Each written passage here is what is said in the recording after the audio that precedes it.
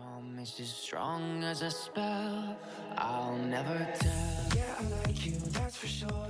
Hi guys, welcome back to Exmo Lex. Today we'll be continuing the series I recently started where we examine the LDS Church through the lens of the BITE model of authoritarian control, dedicating a video to each individual point. Through this, I hope to show that the church is a cult that uses behavior, information, thought, and emotional control to keep its members in line. If you need more information about this topic more broadly, check the links in the description. Today we'll be discussing how the church controls its members' clothing and hairstyle, which is under behavior control, the B in the BITE model. So let's take a look at some examples of how the church controls its members' appearances. And in the Mormon church, this is more than just clothing and hairstyle. First, we'll look at For the Strength of Youth, which is a pamphlet created for young people in the church to learn the standards of the church. Your body is sacred. Respect it and do not defile it in any way. Through your dress and appearance, you can show that you know how precious your body is. You can show that you are a disciple of Jesus Christ and that you love him. Prophets of God have continually counseled his children to dress modestly. When you are well groomed and modestly dressed, you invite the companionship of the Spirit and you can be a good influence on others. Your dress and grooming influence the way you and others act. Never lower your standards of dress. Do not use a special occasion as an excuse to be immodest. I find it interesting that they included that message of don't use a special occasion as an excuse, because when I was a young Mormon, I always felt like it was really unfair how I saw other girls in my ward who would wear like sleeveless dresses to school dances. I was never allowed to get away with that. I guess my parents were just more strict, but it always felt so unfair. When you dress immodestly, you send a message that is contrary to your identity as a son or daughter of God. You also send the message that you are using your body to get attention and approval. I'm sorry, it just kind of struck me right then how gross it is that they say that. Like right now, I'm wearing an immodest shirt according to the church's standards because it shows my shoulders, and it's just like, I'm definitely not wearing it to get attention. It's just hot outside. Yikes. Immodest clothing is any clothing that is tight, sheer, or revealing in any other manner. Young women should avoid short shorts or short skirts, shirts that do not cover the stomach, and clothing that does not cover the shoulders or is low cut in the front or back. Young men should also maintain modesty in their appearance. Young men and young women should be neat and clean and avoid being extreme or inappropriately casual in clothing, hairstyle, and behavior. They should choose appropriately modest apparel when participating in sports. The fashions of the world will change, but the Lord's standards will not change. Do not disfigure yourself with tattoos or body piercings. Young women, if you desire to have your ears pierced, wear only one pair of earrings. As you can see, it's not just clothing that the church controls. Everything from hairstyles to clothing to piercings to being too extreme or too casual. They've really thought of everything here. Now, several times I've seen members arguing that these standards about modesty and clothing and grooming really only apply to young people in the church, because usually these sorts of things are directed toward the youth of the church, and this example that we just read is from a youth pamphlet. So allow me to give you some examples of when these same things were applied to adults in the church. In the church magazine, The Ensign, there's an article that is literally titled Standards. One size fits all. Sue Priest, Relief Society president in the Kettering ward, sees For the Strength of Youth as a tool for us to use as we strive for perfection. We don't need to stop those guidelines when we reach 18. They prompt me into evaluating how I am doing, and there have been some changes made in my life that can only bring me closer to my Father in heaven. When I was a member of the church, I was definitely like this Relief Society president. I think I actually gave a talk in church one time where I talked about how the For the Strength of Youth standards apply to everybody, not just the youth. And at the time I was like, these people need a reminder because they're watching shows they shouldn't watch. It's embarrassing to look back on. On the church website under Gospel Topics, Modesty, it says, central to the command to be modest is an understanding of the sacred power of procreation, the ability to bring children into the world. This power is to be used only between a husband and wife. Revealing and sexually suggestive clothing, which includes short shorts and skirts, tight clothing, and shirts that do not cover the stomach, can stimulate desires and actions that violate the Lord's law of chastity. Notice how when they're talking about this, they're saying that it can stimulate desires. Like, not even that it will cause people to violate the law of chastity, but just that it might stimulate the desire to violate the law of chastity. If you've been following my channel for a while, or if you know a lot about the LDS church, you know that the church actually believes in thought crime. So you can have sinful thoughts. And it's so innocent. Like, I mean, it's like right now, are you all having sinful thoughts because you can see my shoulders. It's just stupid. In addition to avoiding clothing that is revealing, we should avoid extremes in clothing, appearance, and hairstyle. In dress, grooming, and manners, we should always be neat and clean, never sloppy or inappropriately casual. We should not disfigure ourselves with tattoos or body piercings.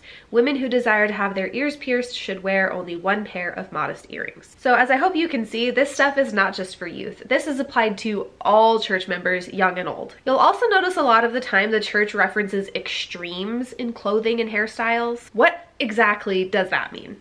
Well, they clarified it in the church magazine for youth, The New Era. What is considered extreme may vary from culture to culture and time to time, so it would be difficult to say exactly what hairstyles are too extreme for everyone. So how do you know whether a hairstyle is extreme?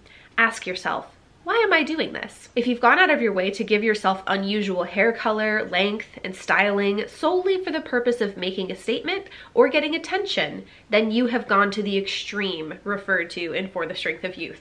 Do church leaders ask you to avoid extremes just because they want you to look plain and ordinary without any style or personality? Of course not.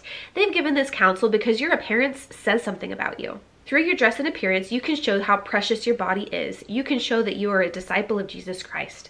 Extreme hairstyles might overshadow this message and send a more worldly message about you. So within the church, extreme hairstyles are usually interpreted as like unnatural colors like blue or pink, or things like a shaved head but with a big spiky mohawk, because that's going to draw too much attention. It's ridiculous to me that they say that, oh, the leaders don't want you to just look plain and ordinary and without any personality, when, I mean, that really is the point.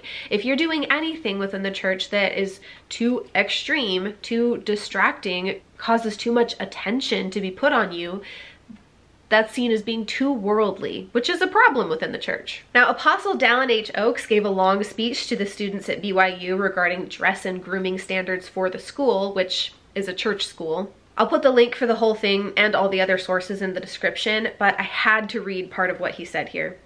I know I'm not going to be popular when I say this, he told us, but I am sure that the immodest dresses that are worn by our young women and their mothers contribute in some degree to the immorality of this age. I wonder if our young sisters realize the temptation they are flaunting before young men when they leave their bodies partly uncovered. Partly uncovered. Within the church, what is modest is what a garment covers up. So it would have to be something that comes to here because you don't want to show any cleavage. It would have to cover the shoulders, the armpit, the back. It would have to come all the way down to your knee. Obviously, nothing in between showing. That is what's considered modest within the church.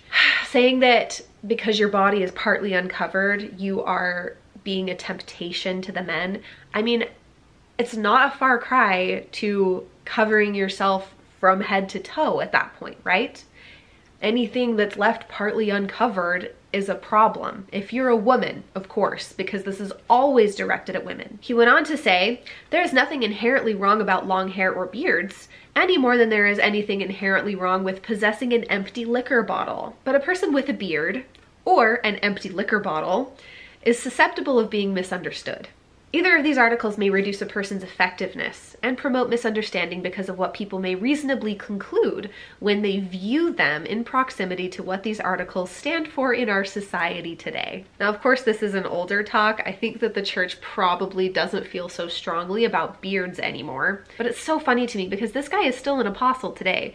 If the Mormon prophet died overnight, the new prophet would be this guy, the guy that thinks that, you know, a beard and long hair is basically the appearance of evil. Grooming should be in keeping with these guidelines, emphasizing cleanliness and avoidance of dress or manner which calls attention to itself and symbolizes either rebellion or nonconformity with the values of modesty, humility, decency, and propriety. I found this so interesting because by these guidelines, even if my husband was dressed like perfectly modestly according to church standards, he still wouldn't meet the guidelines because the clothes he wears symbolize nonconformity. And of course, we can't talk about the Mormon Church's clothing expectations without talking about garments. From the General Handbook of the Church, Members who receive the endowment make a covenant to wear the temple garment throughout their lives. It is a sacred privilege to wear the temple garment. Doing so is an outward expression of an inner commitment to follow the Savior Jesus Christ. The garment is a reminder of covenants made in the temple. When worn properly throughout life, it will serve as a protection.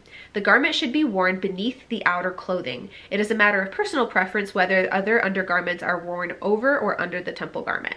By that, it means like a bra. And when I was a member of the church, it kind of seemed like it went both ways. Like, I knew some women who wore their bra over the garments and some who wore it under, but the most like pious of Mormon women usually would wear their bra on the outside so as to keep the garment closer to their body. The garment should not be removed for activities that can reasonably be done while wearing the garment. It should not be modified to accommodate different styles of clothing. If you haven't seen garments, also sometimes known as magic Mormon underwear, this is what they look like. They do come in slightly different styles and fabrics, but they cover the same amount of skin.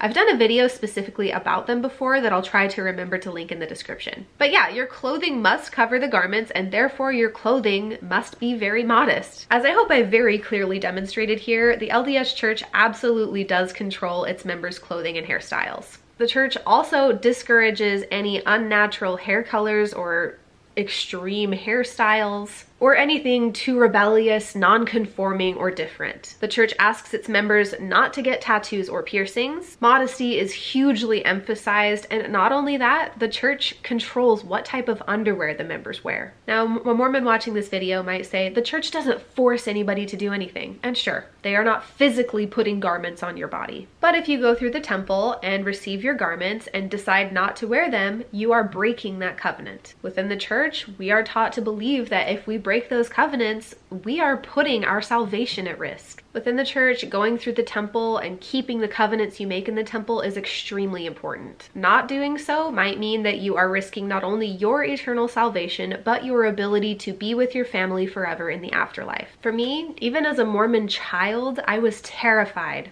of losing my family when I died. And all of these things that the church puts forward as choices don't really seem like much of a choice when they're coerced. Is a choice made under duress, under the threat of losing your family, really a choice? I'll let you think on that, but as we continue this series and go through more and more points of the bite model, I think you'll see that a lot of these things are not so simple as a choice. Make sure you ring the bell so you're notified every time I post a new video. Big thank you to my patrons for supporting the channel. You guys make this all possible. Extra special thank you to AA, Craig Call, Doug Davis, Mormonland, The Guiltiest Place on Earth, Jason Wilkins, Noble Monster Comics, Richard Kaner, Tans, and the Exmo Candle Company for supporting at the Demon tier on my Patreon. If you would like to support the channel and all of the hard work that goes into it, there are links to do so in the description below. Thanks for being here, thanks for watching, and I'll see you next time. Bye! Never revealing no secrets you're keeping. These promises strong as a spell. I'll never tell. Yeah, I like you, that's for sure.